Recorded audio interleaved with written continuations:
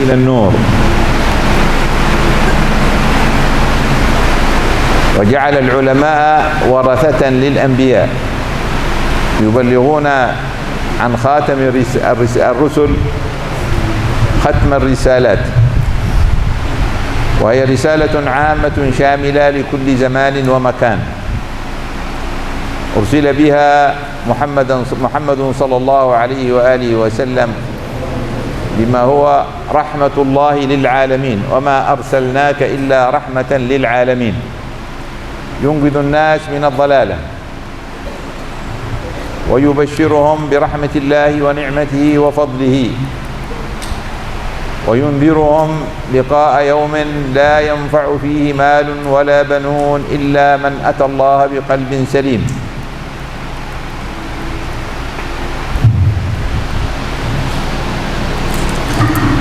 Beliau Abuya Profesor Al-Habib Abdullah bin Muhammad Baharun setelah mengucapkan hamdalah dan salawat kepada baginda Nabi besar Muhammad sallallahu alaihi wasallam, kemudian beliau mengucapkan salam penghormatan kepada para habaib, kepada para asatid, kepada para masyayikh, wabil khusus pimpinan pondok pesantren ini Sayyid Al-Habib Al-Ustaz Idrus bin Ali Al-Habsyi, begitu juga Al-Habib Dr. Ali bin Hasan Al-Jufri, dan semuanya habaib.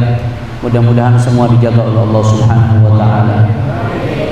Kemudian beliau Abuya Al-Habib Abdullah bin Muhammad Baharun mengatakan bahwasanya Allah Subhanahu wa taala mengutus baginda Nabi besar Muhammad sallallahu alaihi wasallam sebagai pembawa petunjuk manusia agar menuju Allah Subhanahu wa taala.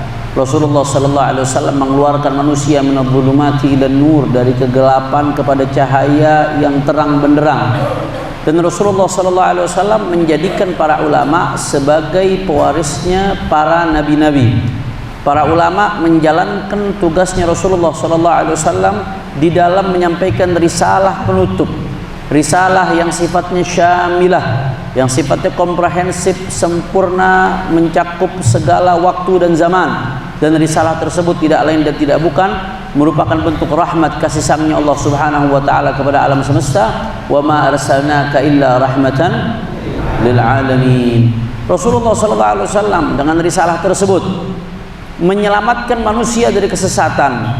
Rasulullah sallallahu alaihi wasallam dengan risalah tersebut memberikan kabar gembira kepada manusia dengan kasih sayangnya Allah, dengan anugerahnya Allah Subhanahu wa taala, dan memberikan peringatan kepada segenap manusia tentang sebuah hari nanti yang akan datang, la yanfa'u malun wala banun illa man atallaha biqalbin salim. Sebuah hari yang akan datang di mana harta tidak lagi berguna, anak-anak tidak lagi berguna. Yang berguna adalah mereka yang menghadap Allah Subhanahu wa taala dengan hati yang bersih, yang selamat.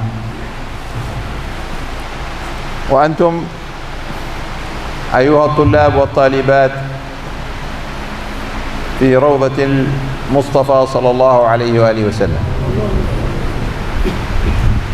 Wa bihadha al-ism antum taltazimun باتباع النبي صلى الله عليه وآله وسلم والاهتداء بهديه، وهو الحق من الله سبحانه وتعالى. الذين آمنوا وعملوا الصالحات وآمنوا بما نزل على محمد صلى الله عليه وآله وسلم على محمد، أو آمنوا بما نزل على محمد وهو الحق من ربهم كفر عنهم سيئاتهم وأصلح بالهم. وواجبكم أن تبلغوا عن رسول الله صلى الله عليه وآله وسلم، لأن النبي صلى الله عليه وسلم هو خاتم الأنبياء والمرسلين، مرسل إلى زماننا هذا، ومعه الجواب لكل سؤال في زماننا هذا، وهذا الجواب يأتي في قلوب العلماء العاملين المتبعين للرسول صلى الله عليه وآله وسلم، لأن الرسل أرسلهم الله ليبينوا ما أنزل إليهم، فيعرفوا الوقائع ويعطوا الجواب، الهداية من الله سبحانه وتعالى لكل واقعة ولكل حال ولكل مشكلة. وفي المقابل فإن هذه الدار هي دار ابتلاء واختبار، فيها هداية الله سبحانه وتعالى وفيها ضلال الشياطين، شياطين الإنس والجن الذين هم أعداء النبي صلى الله عليه وآله وسلم. وكذلك جعلنا لكل نبي عدوا شياطين الإنس والجن يوحي بعضهم إلى بعض زخرف القول غرورا ولو شاء ربك ما فعلوه فذرهم وما يفترون ولتصغى إليه أفئدة الذين لا يؤمنون بالآخرة وليرضوه وليقترفوا ما هم مقترفون.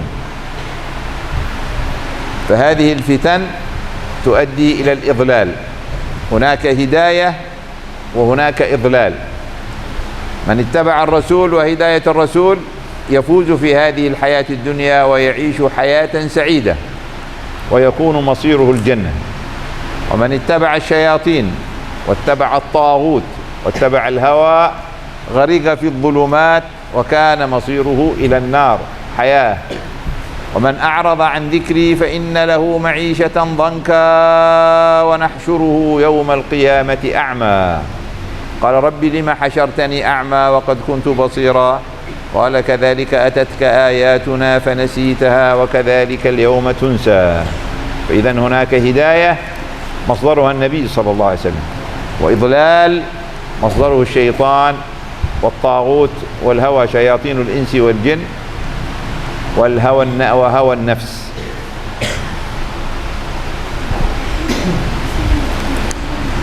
Kemudian beliau mengatakan kalian ini semua santri dan santriwati saat ini berada di Raudhatul Mustafa, tamannya Mustafa baginda Nabi besar Muhammad sallallahu alaihi wasallam. Maka dengan nama Raudhatul Mustafa ini berarti kalian wajib untuk konsisten mengikuti baginda Nabi besar Muhammad dan mengikuti petunjuknya Nabi Muhammad sallallahu alaihi wasallam, yang mana petunjuk Nabi sallallahu alaihi wasallam adalah hak kebenaran.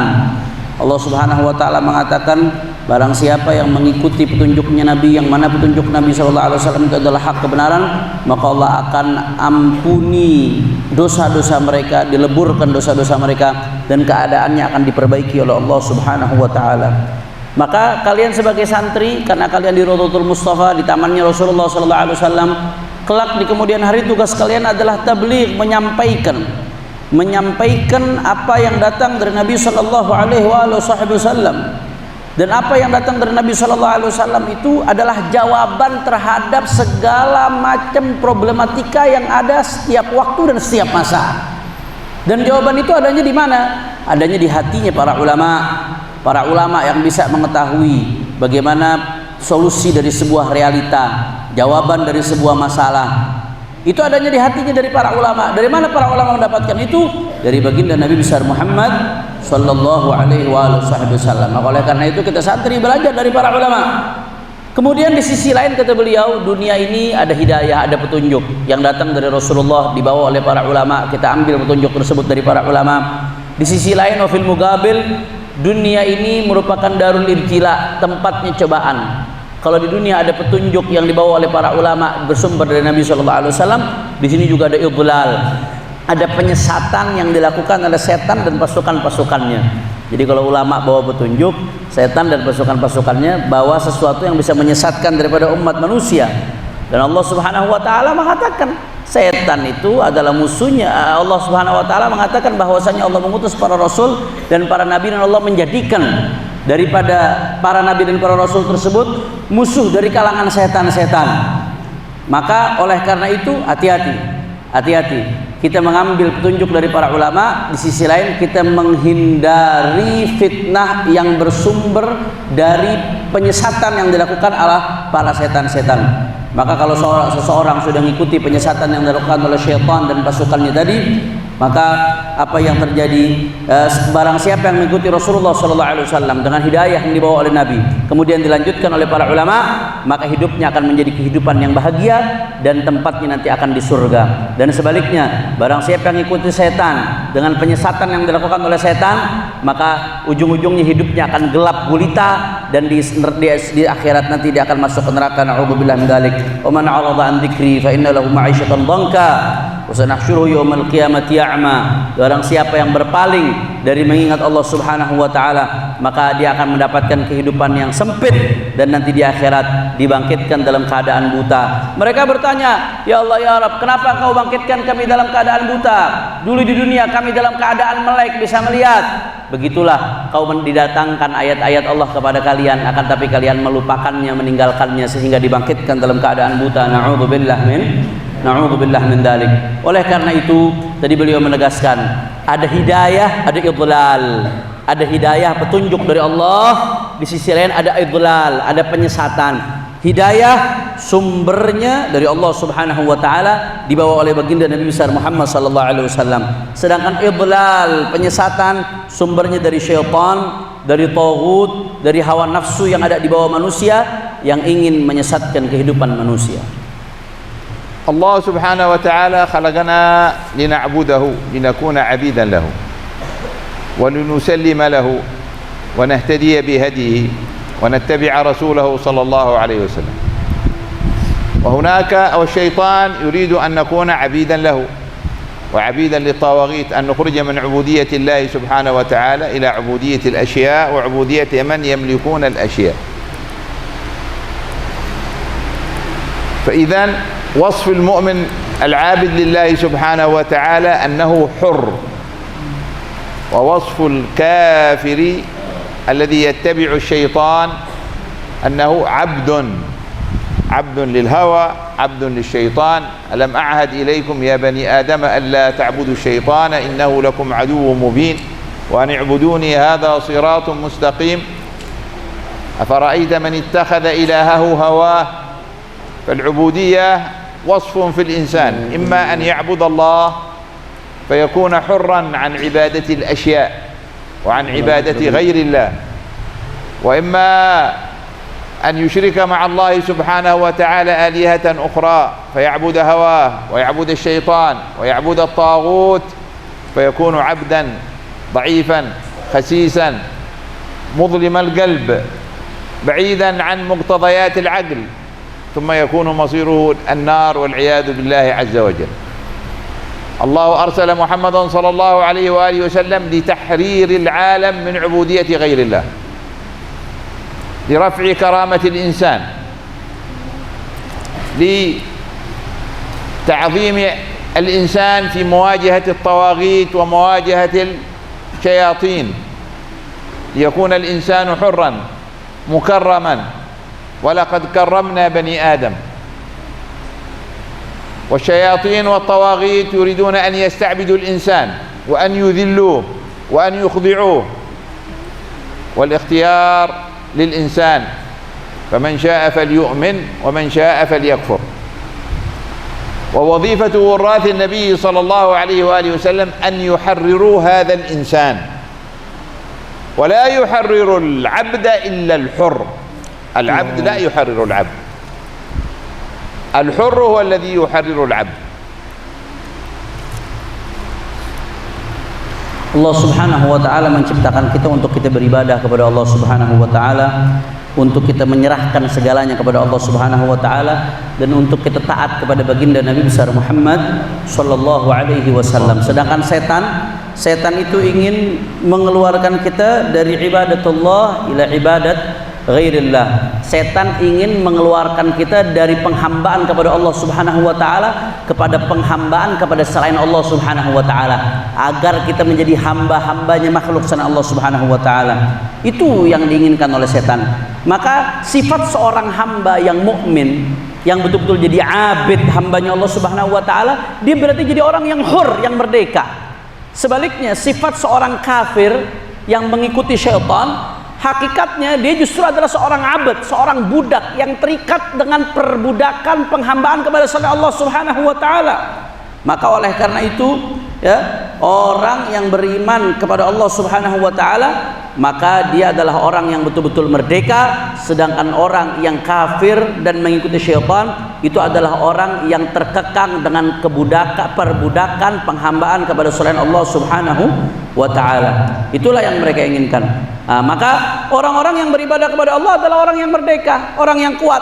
Sedangkan orang-orang yang menyekutukan Allah Subhanahu wa taala, menyembah, menghambakan diri kepada makhluk-makhluk Allah, berarti adalah seorang hamba yang lemah, yang rendah, yang hina dan dihinakan oleh mereka. Itu yang mereka inginkan. Allah Subhanahu wa taala mengutus para rasul tidak lain dan tidak bukan untuk memerdekakan manusia dari penghambaan kepada selain Allah Subhanahu wa taala, supaya manusia bisa melawan itu syaitan-syaitan, supaya manusia bisa melawan itu tagut-tagut, supaya manusia bisa tahu bahwasanya mereka Allah ciptakan dalam keadaan mulia.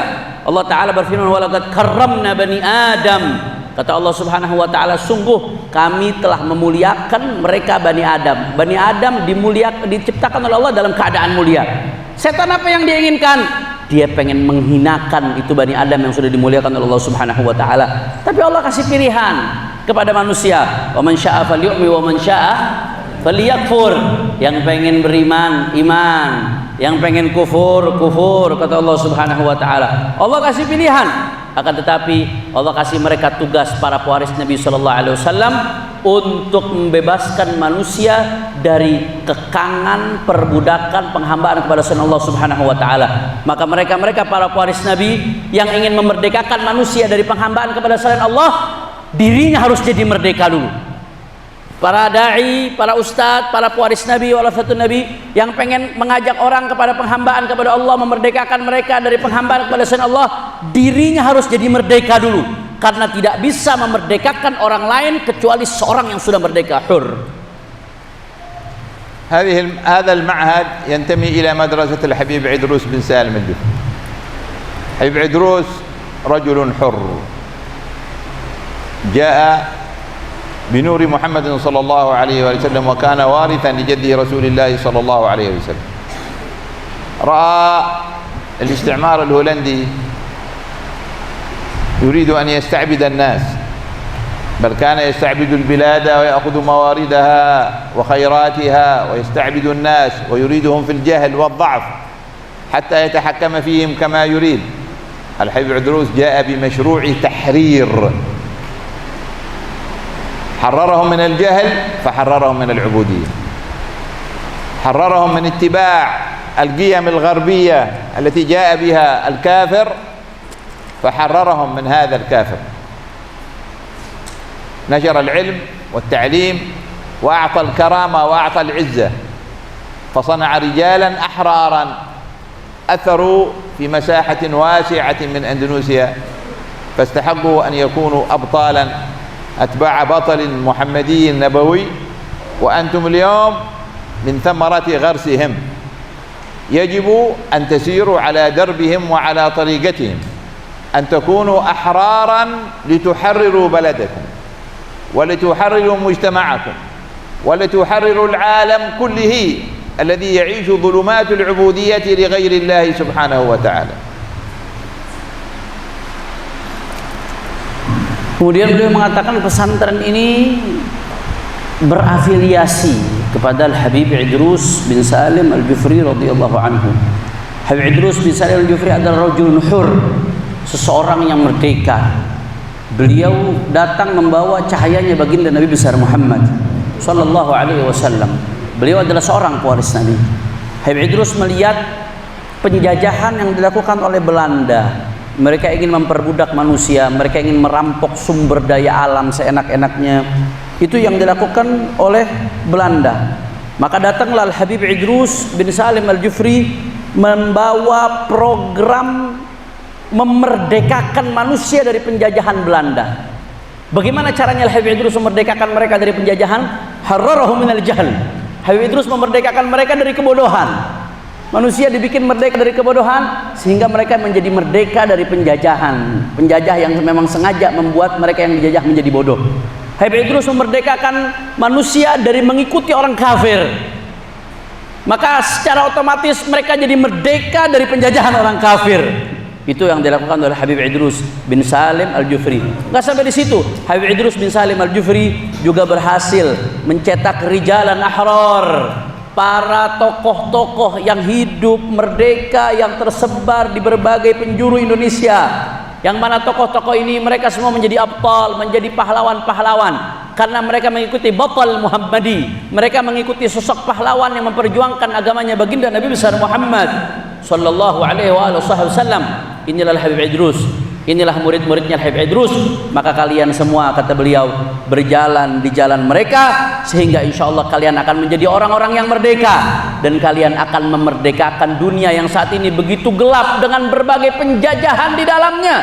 Kalian akan berjuang untuk memerdekakan dunia dari segala penjajahan dan penghambaan dari selain Allah Subhanahu wa taala.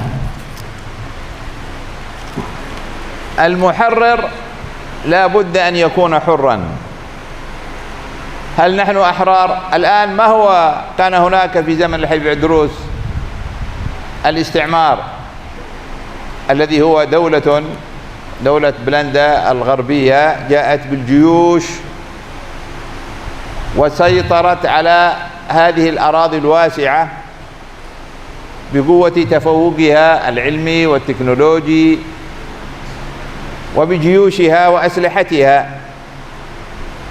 وهذه البلاد قاومت مقاومات كثيرة، والرجال الأحرار انقسم الناس بين الأحرار وبين العبيد. العبيد الذين قالوا هؤلاء أقوى منا، هؤلاء يعرفون، هؤلاء متطورون، هؤلاء عندهم صناعة، هؤلاء عندهم جيش، هؤلاء عندهم كذا، هؤلاء عندهم كذا، نحن لا طريق لنا إلا أن نتبعهم ونفعل كما يريدون. وهناك رجال أحرار قالوا لا، كيف يحكمنا الكافر؟ كيف يستفيد من ثرواتنا غيرنا؟ كيف يكون بأسنا بيننا شديدا لمصلحة الكافر؟ ما هو الطريق؟ الذين قادوا تحرير أندونيسيا هم العلماء. الطريق تحرير العقل وتحرير القلب. تحرير العقل من الأفكار الباطلة، من الخضوع، أفكار العبودية، لأن العبودية تبدأ في العقل والقلب، والجسد يتبع. فقالوا نحرر أندونيسيا. المنهج الذي سلكه الحبيب عدروس أن حرر الأندونيسيين من الجهل، أعطاهم العلم، أعطاهم القيمة، جعلهم يفرحون ويعتزون ويشكرون الله ويحمدونه على أنهم مسلمون. وإذا أصبحت مسلما مؤمنا فاعلم أن لك العزة، ولله العزة ولرسوله وللمؤمنين ولكن المنافقين لا يعلمون. أيبتغون عندهم العزة؟ فإن العزة لله جميعا. إذن هذه العزة الحرية هي التي صنعت رجالا انتشروا وصنعوا هذا الموروث الذي أنتم جزء منه، ويجب أن تواصلوا بوصفكم رجالا أحرارا ونساء حرائر، تواصلوا المهمة، مهمة التحرير. لكن ما هو الاستعمار الذي سنتحرر منه في هذا الزمان؟ ليس هناك بلندا، هناك شيء أخطر من بلندا.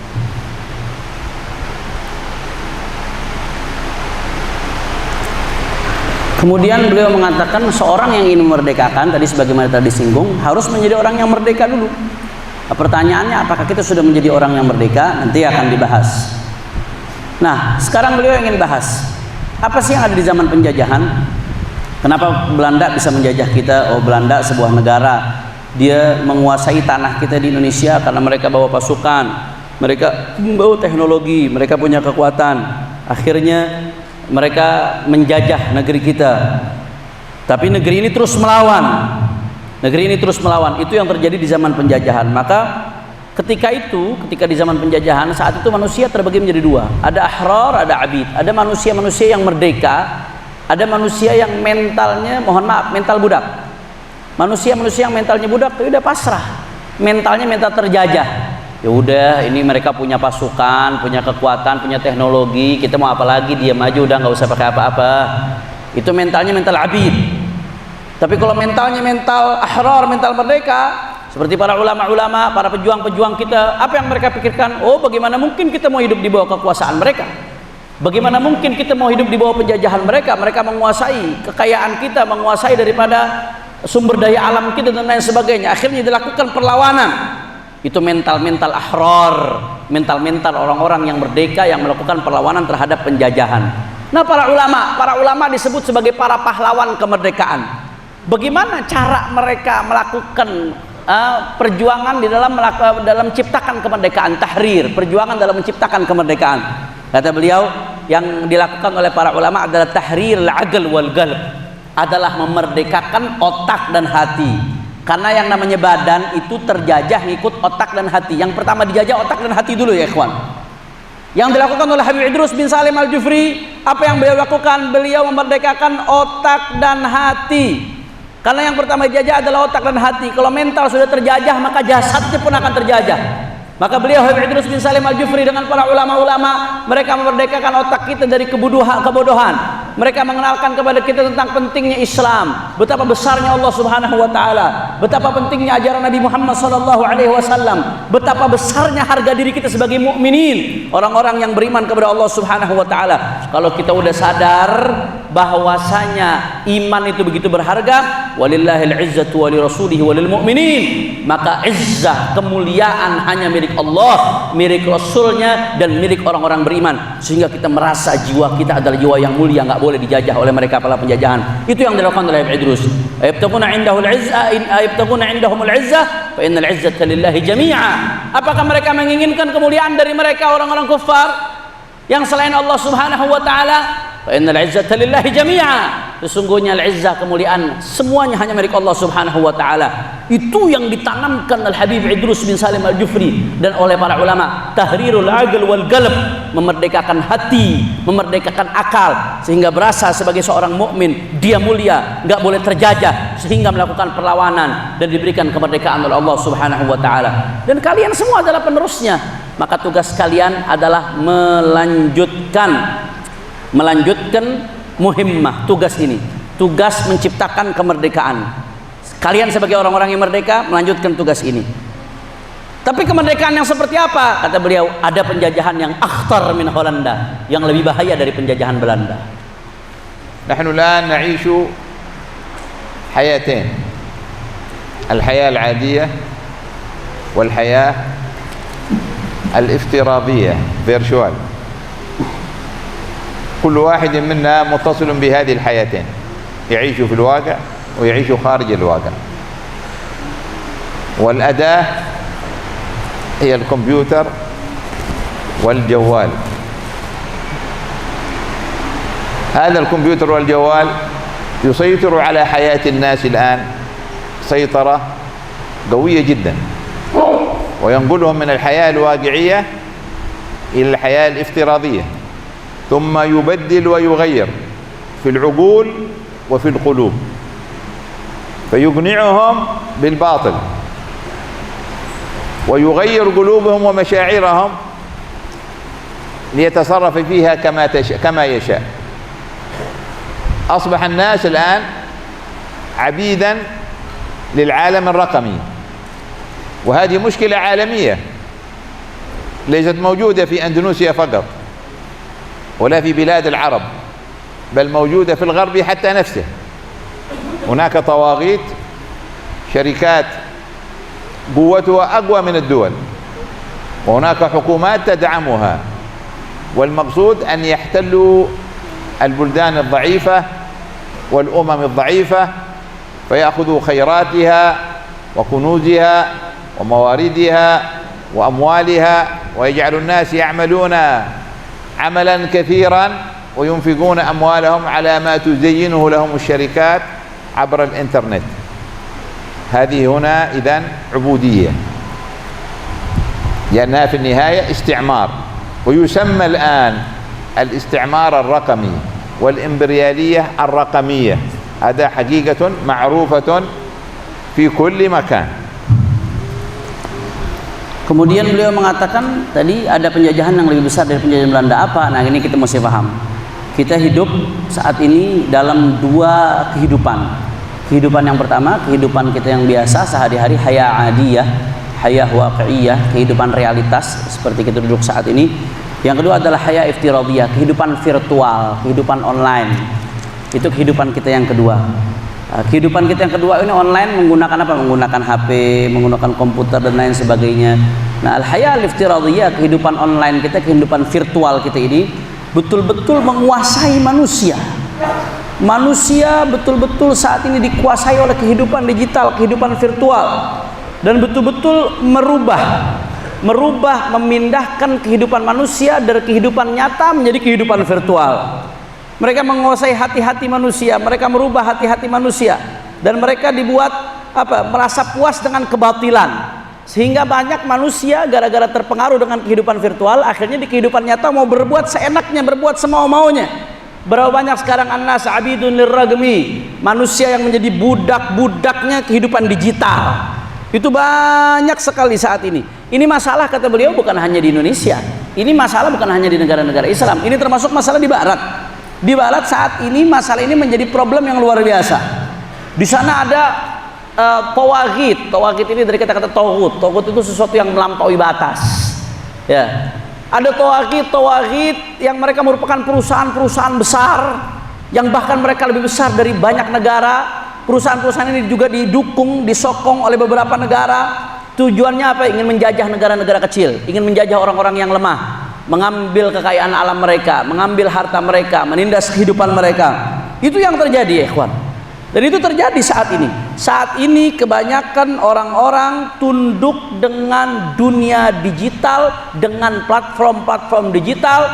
Inilah yang disebut dengan al-istimar ar-raqmi, penjajahan digital. لو نسأل أي واحد منكم لو عرض عليكم أن ترجع بولندا إلى حكم أندونيسيا، هل توافقون؟ طبعا سنقول كلنا لا يمكن أبدا أن ترجع، ولكنها الآن رجعت في صورة أخرى.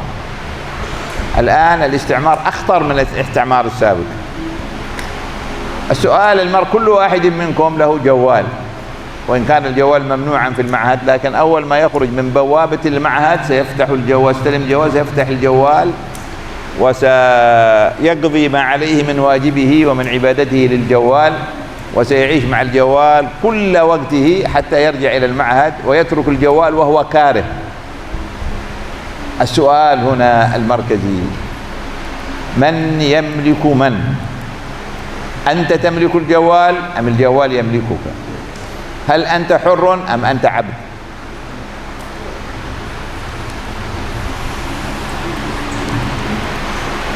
Beliau mengatakan, andai kata kita ditanya, kira-kira mau nggak penjajahan kembali lagi ke Indonesia? Pasti kita jawabnya enggak. Tapi faktanya penjajahan itu udah kembali dalam bentuk yang lain, kata beliau. Bahkan penjajahan yang lebih bahaya, beliau mengatakan. Penjajahan itu, contoh sederhana, setiap dari kita punya HP. Santri ini kalau udah keluar dari pondok, yang pertama akan dipegang apa? Hah? Santri jauh kalau keluar dari pondok, yang pertama dipegang apa? HP. Wah, nggak berhenti megang HP. Begitu balik lagi ke pondok, dilarang megang HP. Tapi dilarang megang HP dalam keadaan terpaksa, kesel. Dia nggak dengan senang hati menerima larangan tersebut. Nah, itu yang terjadi. Artinya hati kita udah dikuasai oleh HP. Maka dari sini timbul pertanyaan, man yamliku man? Siapa yang memiliki siapa? Kamu yang memiliki HP atau HP yang memiliki kamu? أجيب عن هذا السؤال إجابة فردية، كل واحد منا يجب أن يجيب عن هذا السؤال. إذن الهدف أولا أن نكون أحرار حتى نحرر الناس، أحرار حتى نحرر العالم كله. أنت الآن تريد أن تكون عالما، يعني وارث للرسول صلى الله عليه وسلم الذي جاء لتحرير البشر، يعني أنت مشروع محرر للبشر. هل أنت حر؟ هذا سؤالك الأول، لأنه لا يحرر إلا الحر. هل أنت حر أم أنت عبد؟ أجب على هذا السؤال. من يملك من؟ أنت تملك الجوال أو الجوال يملكك؟ منذ أن تخرج من بوابة المعهد وأنت في ملك الجوال، يتصرف بك كيف يشاء. ممكن أن يؤخرك حتى عن أكل طعامك، أو يؤخرك عن صلاتك، أو يؤخرك حتى عن قضاء حاجتك، لأنه يتحكم فيك، يلعب في عقلك، يلعب في قلبك.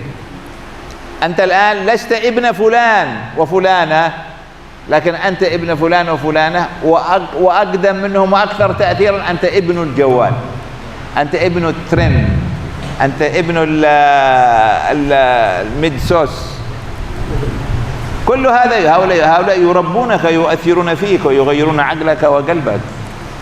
أنت لا تنشأ على ما عودك أبوك وأسرتك ومشايخك، ولكن شيخك الجوال وأبوك الجوال وأمك الجوال، يؤثرون فيك أكثر مما يؤثر فيك والداك، وأكثر مما تؤثر فيك أسرتك، وأكثر مما يؤثر فيك المعهد. إذا نحن في خطر، هذا استعمار، يسمى استعمار. ولا بد أن يكون عندنا الهمة والعزيمة أن نكون أحرارا. هذا الأداة أداة تكنولوجيا محايدة، لكن من الذي يملكها؟ من الذي يرفع عليك السيف؟ من الذي يملك المدفع؟ من الذي يملك السلاح؟ التكنولوجيا سلاح، إن ملكته تستطيع أن تدافع به عن نفسك، وإن ملكك أصبح في يد من؟ في يد عدوك، يستولي عليك ويستعبدك ويستعبد بلدك ومواردك وكل شيء، تكون أنت مجرد عبد وخادم. Kata beliau, ini pertanyaan yang mesti dijawab setiap dari diri kita. Ayo jawab pertanyaan tersebut. Siapa yang memiliki siapa? Kita yang memiliki handphone atau kita yang dimiliki oleh handphone? Karena kita semua ini harus merdeka. Antum semua punya program, punya masyru', ya, punya project yang disebut project tahrir, memerdekakan. Maka kalau kita mau masuk ke dalam project untuk memerdekakan manusia dari penghambaan kepada selain Allah Subhanahu wa taala, antum dulu semuanya harus merdeka. Maka pertanyaan yang harus kita tanyakan ke diri kita masing-masing, hal anta hurun am 'abd? Kamu ini orang yang merdeka atau kamu ini budak? Budaknya handphone. Man yamliku man? Siapa yang memiliki siapa? Anta tamlikul jawal awil jawal yamlikuk? Kamu yang punya handphone atau handphone yang memiliki kamu? Beliau simple. Kenapa beliau melontarkan pertanyaan ini? Karena ayo kalau kita begitu keluar dari pondok, kita megang handphone, segala waktu kita habiskan buat handphone. Handphone sampai bikin kita jadi telat makan, sampai bikin kita jadi telat sholat, sampai bikin kita jadi telat dari hajat-hajat kita. Fokus kita, waktu kita, pikiran kita semuanya ada di handphone. Al-jawal mutahakim fik, handphone yang menguasai kamu, bukan kamu yang menguasai handphone. Kamu ini bukan lagi anaknya orang tua kamu anaknya handphone. Kamu anaknya tren. Kamu anaknya medsos. Sekarang anak-anak yang akhirnya apa? Apa yang ada di medsos, apa yang ada di tren merubah akalmu, merubah pemikiranmu, merubah kebiasaanmu. Sekarang berapa banyak anak-anak yang sudah tidak tumbuh lagi dengan ajaran yang diajarkan oleh orang tuanya, oleh ibunya, oleh gurunya, enggak. Tapi gurunya adalah, bapaknya adalah HP, ibunya adalah HP, syekhnya dia adalah HP. Terus kalau bukan penjajahan ini namanya apa? Ini kalau bukan penjajahan namanya apa? Beliau mengatakan teknologi ini adalah sesuatu yang sebetulnya netral, muhayyid, netral. Teknologi itu bisa dipakai buat apapun. Tapi masalahnya yang memanfaatkan teknologi siapa? Yang mengendalikan siapa itu? Kalau teknologi kamu bisa manfaatkan untuk kepentinganmu, maka dia akan menguntungkan untuk dirimu. Tapi kalau kamu terbawa oleh teknologi, kamu terbawa oleh kepentingan mereka yang mengendalikan teknologi, maka ini namanya penjajahan. Berarti kita terjajah. Kalau kita masih dalam keadaan terjajah, bagaimana kita mau sukses di dalam proyek memerdekakan mereka yang terjajah? إذن لابد أن نسأل أنفسنا. ليس المقصود الآن أن أتكلم معكم بكلام تأخذونه ثم تنسونه مثل موعظة حسنة. أنا أريد أن أفتح لك طريق لحياتك، طريق للتحرر. أريدك أن تكون رجلا حرا لأجل أن تستطيع أن تبني وأن تحرر وأن تؤثر في غيرك. وإما أن تكون مثل الهمل الرعاع أتباع كل ناعق، كما قال سيدنا علي في تقسيم الناس: الناس ثلاثة، عالم رباني ومتعلم على طريق نجاه وهمل رعاع أتباع كل ناعق. أتباع الترند، أتباع الثالث همل رعاع، يعني لا يفكرون. الرعاع معنى الذي لا يفكر، يتبع بس يتبع. أيوة. أتباع كل ناعق، أي واحد صوته عالي يتبعونه. للأسف أن الإنسان العادي هو هكذا، يتبع بس.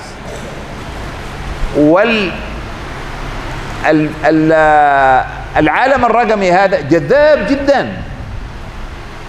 جدا لأنه يجذبك ليس بالكلام فقط، بالكلام والصورة والصوت، يسيطر على كل شيء، فهو خطير.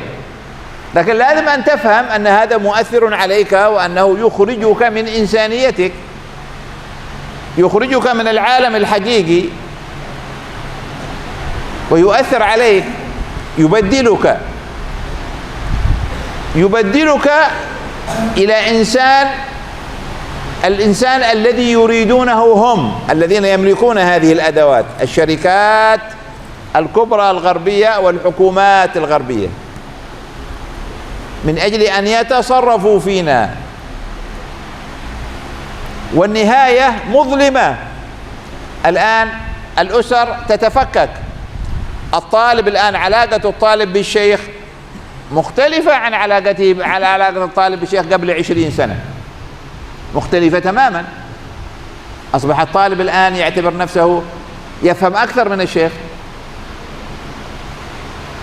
يفهم أكثر من والديه، لا يطيع والديه ولا يطيع شيخه، يطيع الإنترنت، يطيع الأفكار التي في الإنترنت، لأنها تخاطبه شخصيا وتصنع له محتوى يؤثر عليه ويجذبه لمصلحة من؟ لمصلحة من يملكونها. المطلوب أن تكون موارد بلدك كلها تحت تصرف الشركات وتحت تصرف الغرب، وأن تكون فلوسك كلها تصرفها على ما تقنعك به الشركات أنه نافع ومفيد ومهم لك. أفكار مثل الميرك، مثل الموديل، تلبس ثياب كما يروج لها في الإنترنت، تأكل. اليوم كنا نتكلم عن القيمة بين أن تشرب كأسا من القهوة قبل قليل قبل أن أتي إلى هنا، كأس من القهوة تصنعه أمك في البيت بقيمة كم؟ يكلف كم؟ 3000 4000 3000 4000 روبية. عندما تشرب نفس القهوة ربما أسوأ منها في ستاربكس بكم؟ 50,000 70,000 60,000 70,000. الفرق بين 3000 و70,000 كم أضعاف؟ 20 ضعف. الفلوس هذا لماذا تشتري من هنا؟ لأنهم غيروا عقلك، بدل أن تكون رشيدا. الرشيد هو معناه إنسان راشد يصرف المال للحصول على قيمة، على شيء له قيمة تساوي المال. تشتري جوال ب1,400,000 أو مليونين بالكثير، فيه كل الأشياء التي تحتاجها في الجوال، الاتصال والإنترنت والكاميرا. لماذا تشتري جوال ب20 مليون؟ لأنك تقنع أنك إذا اشتريت الجوال ب20 مليون وتكون أنت دور بياسة ما شاء الله كايا سامبورنا ولا يسمونه، ولكن جوال صغير قيمتك في جوالك، ينظر إلى جوالك. من أنت؟ أنت ابن الجوال، وليس في ذاتك، في كرامتك، في إنسانيتك. هذا إهانة للإنسان، لا بد نتحرر منها.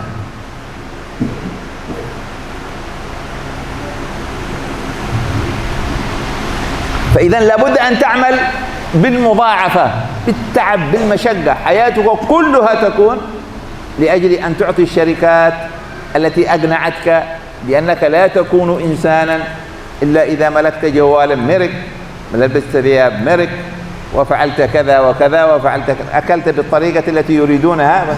فإذا يأخذون منك الفلوس لأنهم لعبوا بعقلك. إذا أنت لست حرا. Kemudian kata beliau, kita tanya diri kita masing-masing, kita ini merdeka apa enggak? Saya bahas ini, kata beliau, bukan sekedar mau'izatul hasanah terus selesai ya. Bukan itu yang saya inginkan. Yang saya penginkan, saya ingin menciptakan untuk kalian jalan menuju kemerdekaan, tahurrur. Saya pengen kalian semua jadi orang yang merdeka, yang bisa membangun, tabni, tu'athir. yang bisa memberikan pengaruh betul-betul di tengah masyarakat di dalam proyek merdekakan ini. Ya, ini yang beliau inginkan. Ya, kata Sayyidina Ali bin Abi Thalib, manusia itu ada tiga. Ada alim rabbani, muta'allim ala tariqin najah. Yang namanya manusia ada tiga macam, kata Sayyidina Ali bin Abi Thalib. Yang pertama seorang alim yang betul-betul rabbani, menuntut kepada Allah Subhanahu wa taala. Yang kedua muta'allim, orang yang belajar ilmu agama yang dia berada dalam jalan keselamatan. Yang ketiga adalah orang-orang yang ikut-ikutan setiap orang yang angkat suaranya. Jadi orang-orang yang nggak mau mikir, yang ikut siapapun yang angkat suara. Di mana ada yang ramai di situ dia ikut. Itu manusia ada tiga tingkatan, kata Sayyidina Ali bin Abi Thalib radhiyallahu taala anhu wa ardhah. Maka di sini kata beliau, ya saat ini kita ada menghadapi dunia digital. Dunia digital ini jazab jiddan, menarik sekali. Dia membuat kamu tertarik dengan ucapan-ucapannya, narasi-narasinya, dengan gambar-gambarnya, dengan suara-suaranya. Itu yang mereka lakukan. Tapi kamu mesti hati-hati, kamu harus paham. Kadang-kadang ini semua tujuannya untuk mengeluarkan kamu dari fitrah kamu sebagai manusia, min insaniyatik.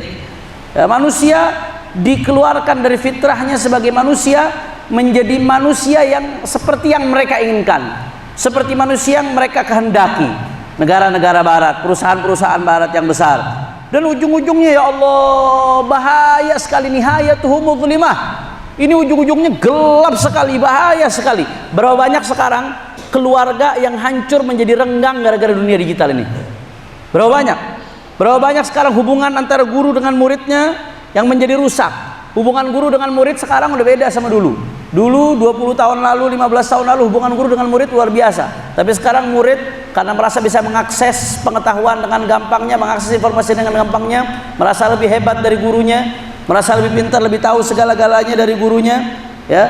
Akhirnya hubungannya menjadi renggang. Ini terjadi dan ini bahaya sekali, ikhwan. Dia lebih taat kepada internet daripada ke gurunya, lebih taat kepada internet daripada ke orang tuanya. Nah, yang seperti ini zaman sekarang banyak atau tidak? Banyak. Dan ini bahaya. Mereka bisa menciptakan konten-konten untuk menguasai akalmu, sehingga akhirnya mau gak mau kamu tunduk. Duit kamu harus kamu belikan, duit kamu yang kamu cari setengah mati ini kamu harus berikan merek-merek yang mereka ciptakan, model-model yang mereka ciptakan, semuanya habis buat ke sana. Itu yang terjadi. Beliau ngasih contoh sederhana, minum kopi. Kadang-kadang orang minum kopi, kalau minum kopi di rumah dibuatin sama ibunya, modalnya berapa sih? Paling kopi satu bungkus 3.000, 4.000 rupiah. Minum kopi di rumah. Tapi coba minum kopi di Starbucks, satu gelas berapa? 70.000, 60.000, sama-sama kopi. Jangan-jangan mungkin yang di rumah lebih enak, kata beliau. Tapi gara-gara otaknya udah dicuci, pengen ngikutin tren, ngikutin model, akhirnya rela beli yang 70.000 padahal masih ada yang 4.000. Dan rasanya mungkin yang 4.000 bisa lebih enak, katanya. Bayangkan berapa tuh jarak antara 70.000 dan 4.000. Kita rela beli harga segitu cuma gara-gara pengen ngikutin tren. Kenapa? Otak itu udah dicuci. Mau nggak mau jadinya ngikutin apa yang mereka arahkan, apa yang mereka inginkan. Bagaimana caranya fulus kita larinya harus ke mereka. Ini namanya perbudakan, ya ikhwan. Ini penjajahan namanya. Nggak sampai di situ. Beliau tadi ngasih contoh juga soal HP. Ada HP yang harga 1,5 juta, 1.400.000. Ada HP yang harganya 20 juta lebih.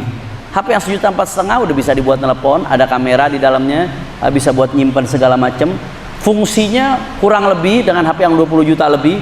Cuman kadang-kadang kita nih gengsi maunya ngikutin tren, belinya HP yang 20 jutaan lebih, padahal nggak ada fungsi tertentu secara spesifik yang kita butuhkan. Cuma gara-gara pengen ngikutin tren, karena merasa kalau HP-nya harga 20 juta lebih, wow keren, ini maju, ini top, luar biasa. Berarti kamu saat itu qimah kamu, harga diri kamu sebagai manusia bukan lagi ada pada diri kamu, tapi ada pada HP kamu. Kamu bisa dianggap keren kalau HP kamu keren. Kamu dianggap bagus kalau HP kamu bagus. Kamu berharga kalau HP kamu berharga. Ini penghinaan buat manusia. Ini penghinaan buat jati diri kamu sebagai manusia. Kamu dijajah, diarahkan bagaimana caranya supaya kamu nggak betul-betul jadi manusia seutuhnya, tapi harga diri kamu sebagai manusia diukur dengan tolak ukur yang mereka ciptakan, sehingga kamu nggak pede, nggak merasa jadi manusia seutuhnya kecuali kalau mengikuti standar mereka. Ini adalah perbudakan, ini penjajahan. Kita harus merdeka dari ini semua, kata beliau. ليس المقصود أن نضع خطة للعمل وكيف نفعل وكيف نفعل. المقصود التنبيه أن نعرف أننا في مشكلة، أن نعرف أن مهمتنا مهددة. مهمتك أن تبلغ عن الرسول صلى الله عليه وسلم، أن تحرر العالم. يجب أن نتحرر نحن أولا حتى نستطيع أن نحرر. وفتحت حوار بهذا الكلام لأجل أن تفكر، لأن أول الحرية التفكير، أن يكون تفكيرك حرا، ولا يكون تفكيرك حرا إلا إذا ارتبط بالحقيقة، والحقيقة مصدرها الله ويبلغها الرسول صلى الله عليه وسلم، ويبلغ عن الرسول صلى الله عليه وسلم العلماء. أن تعرف أن الذين يعرفون الحقيقة ويدلونك على الصراط هم المشايخ، وهم الذين ملتزمون بمنهج الرسول صلى الله عليه وسلم. مجتمعك، والديك، رغم أن التغيرات أصبحت الآن تسري وتغير الكل، تغير الوالدين وتغير الأسرة وتغير المجتمع. عليك أن تصبر وأن تجتهد حتى تتحرر، يمكنك أن تحرر. وبالله التوفيق، والسلام عليكم ورحمة الله وبركاته. Kata beliau, saya ngomong begini bukan berarti untuk ngatur kalian, ya, mesti begini, enggak. Saya hanya mau beri peringatan bahwasanya kita ini sedang menghadapi satu masalah, dan muhimmatuna muhaddadah, tugas kita ini terancam. Misi yang sedang kita jalankan, misi untuk memerdekakan manusia dari penghambaan kepada selain Allah menuju penghambaan kepada Allah Subhanahu wa taala. Misi kita ini terancam. Ya, terancam dengan apa? Bagaimana kita mau bisa memerdekakan sedangkan kita sendiri nggak merdeka? Maka oleh karena itu beliau pesan agar di sini kita betul-betul sabar untuk bisa menghadapi ini semua, berusaha jadi orang yang merdeka mulai dari pemikiran. Kata beliau, beliau pengen membuka pemikiran kita karena tadi kemerdekaan itu mulainya dari pemikiran. Nanti dari pemikiran yang merdeka itu kita akan menjemput hidayah, petunjuk dari Allah Subhanahu wa taala. Karena petunjuk itu hanya dari Allah. Tapi kita harus bermulai dari pemikiran yang merdeka, yang tidak tunduk kepada segala penjajahan tadi, sehingga kita mendapatkan hidayah petunjuk dari Allah Subhanahu wa taala. Maka hendaknya kita sabar dalam menghadapi ini, butuh kesabaran. Kalau sudah sabar, kamu akan merdeka nanti. Kalau kamu merdeka, maka kamu akan bisa memerdekakan. Mudah-mudahan kita mendapatkan taufik dari Allah Subhanahu wa taala. Wassalamualaikum warahmatullahi wabarakatuh.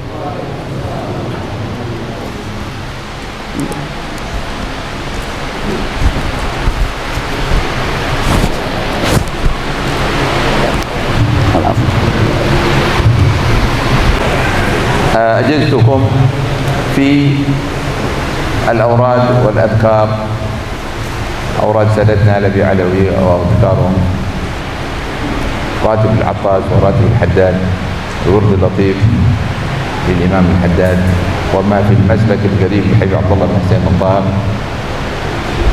وفي الدعوة إلى الله تعليم والتعلم كما أجازني مشايخي،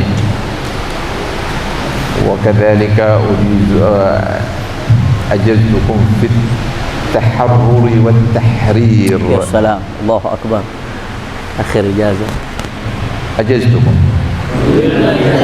Kata beliau mengijazahkan segala macam wirid-wirid daripada Sa'ad al-Abi Alawi, Ratib al-Attas, Ratib al-Haddad, al-Wirid al-Latif, kemudian yang dimuat di dalam kitab Al-Maslatul Qarib. Beliau mengijazahkan seluruh isinya, yaitu lil Habib Abdullah bin Husain bin Tahir. Beliau juga mengijazahkan kepada kalian semua untuk at-ta'allum wa ta'lim wa da'wah ila Allah, belajar, mengajar serta dakwah kepada Allah Subhanahu wa taala. Dan yang terpenting yang terakhir nih, ini enggak ada di ijazah-ijazah lain ini. Fit taharrur wa tahrir. Beliau mengijazahkan kita semua. Min ad-da'wah ila Allah. Nah, وهي من الدعوة إلى الله. Dan taharrur wa tahrir adalah bagian dari dakwah kepada Allah Subhanahu wa taala. Ijazah untuk merdeka dan memerdekakan. Beliau mengatakan mengijazahkan itu semua kepada antum semua, dan tadi antum sudah mengatakan qabilatul ijazah.